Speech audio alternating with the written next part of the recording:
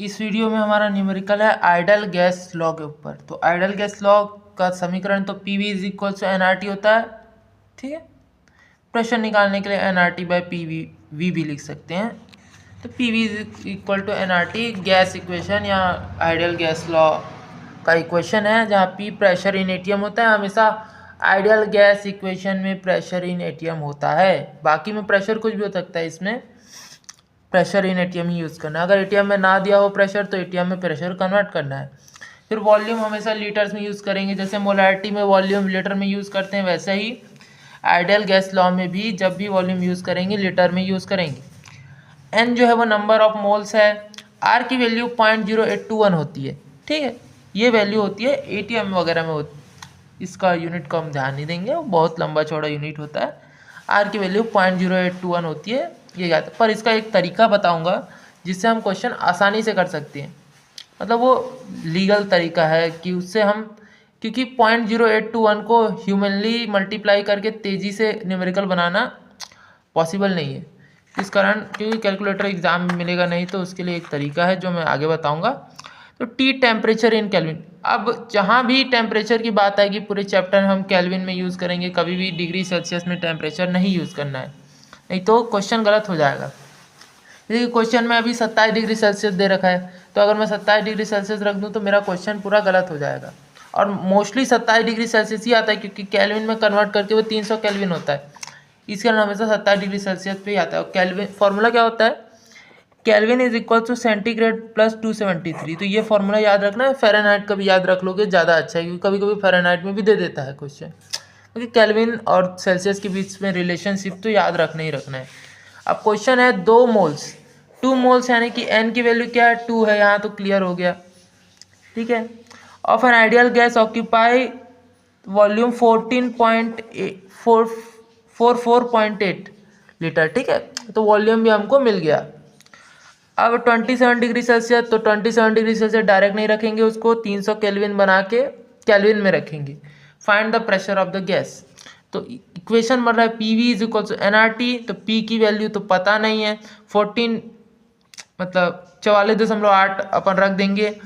अब बराबर में आएगा एन की वैल्यू 2 है, आर की वैल्यू रखेंगे 0.0821 मल्टीप्लाई 300, ठीक है।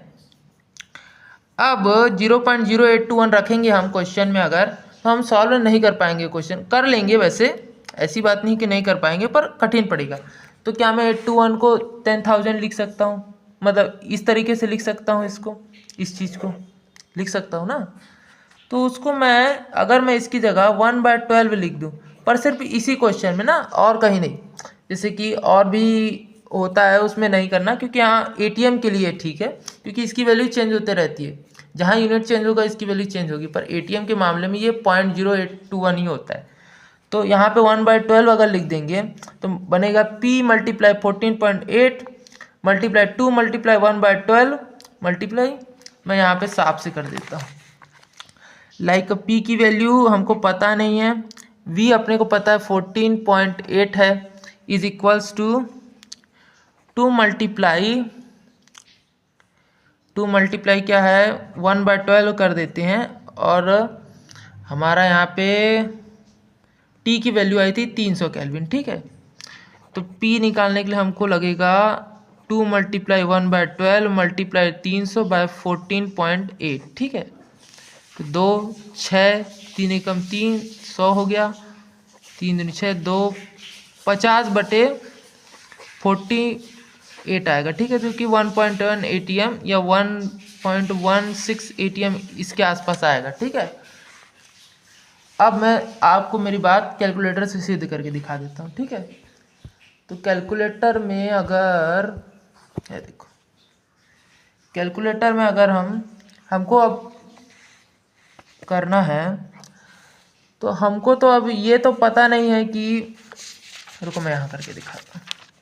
देखो हमको ये तो पता नहीं है कि अभी क्या सीन है, मतलब क्वेश्चन के हिसाब से हम करेंगे। तो हम 2 मल्टीप्लाई 0.0821 रख देते हैं, जैसे हमारे उसके हिसाब से क्या बोलते हैं, आर की वैल्यू के हिसाब से, मल्टीप्लाई 300 करते हैं, ठीक है। तो कितना आ रहा है, ये वैल्यू आ रही है 49.26, ठीक है, इस साइड की value, left right hand side की। अब इसमें से हम अगर 49.26 में से भाग दे देंगे 44.8 को, तो ऑलमोस्ट उतना ही आ रहा है ना। तो इससे कोई खास अंतर पड़ नहीं रहा है कि मैं ऐसे सॉल्व करूं या ऐसे, तो उतना कंसीडर करते हैं कि क्वेश्चन सही बना है हमारा। तो 1/12 आर की जगह यूज़ करेंगे तो ईजिली हम क्वेश्चन को सॉल्व कर पाएंगे। तो ये तरीका है क्वेश्चन सॉल्व करने का। ये ऐसे ही आइडियल गैस पे क्वेश्चन आता है, तो बस इसमें क्या है, P V is equal to NRT use करना है, ज़्यादा ध्यान देना नहीं है। टी की वैल्यू हमेशा केल्विन में यूज़ करनी है, आर की जगह 1/12 यूज़ कर सकते हैं। पी की वैल्यू, वी की वैल्यू क्वेश्चन में दे रहेगी, एन की वैल्यू मोल्स जो वैल्यू है वही एन की वैल्यू रहेगी। और इतना कैलकुलेशन करेंगे तो आसानी से हम क्वेश्चन को सॉल्व कर सकते हैं। इस पे मोस्टली इसी टाइप के क्वेश्चन आते हैं, ज़्यादा हार्ड क्वेश्चन ज़्यादा आता नहीं है। बस आर की वैल्यू इसमें 1/12 यूज़ कर सकते हैं, जिससे सहूलियत रहती है कैलकुलेशन करने में।